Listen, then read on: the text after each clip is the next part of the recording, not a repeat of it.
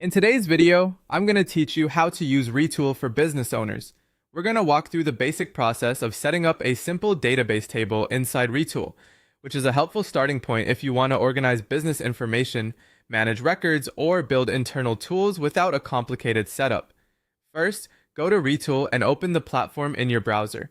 Once you're inside the workspace, look at the top toolbar. This is where you'll find the main navigation options you'll use to create and manage resources. From the top toolbar, click on Database. This will take you to the area where you can work with your data structure. If you're a business owner using Retool for the first time, this is an important section because it lets you create the foundation for storing information like customers, orders, inventory, or other operational data.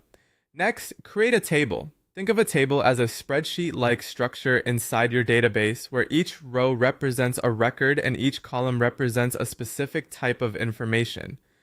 Starting with a clean table helps you keep your data organized from the beginning. After that, add a name for your table. Choose something clear and practical so you can easily identify it later.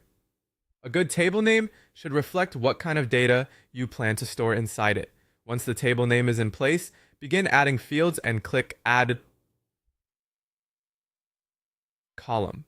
Fields or columns define the individual data points that each record will contain. For example, this could represent things like a person's name, a status, a date, or another business-related value. Planning your columns carefully now can save a lot of cleanup later. Then add a name for the column you're creating. Make the column name simple and descriptive, since this will make your table easier to understand when you come back to it or share it with the team.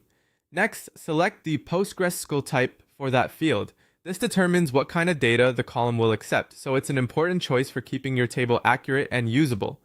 After that, select Nullable if you want the field to allow empty values. This is useful when some records may not have that information right away. Then select Unique if each value in that column should only appear once. This can help prevent duplicates and keep your data cleaner. You can also select a default value if you want Retool to automatically fill in a value when a new record is created.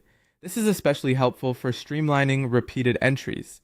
Finally, if you already have your data prepared, you can also import it from a CSV instead of building everything manually. That can be a huge time saver when moving existing business data into Retool. And that's the basic process for getting started with a table in Retool for your business.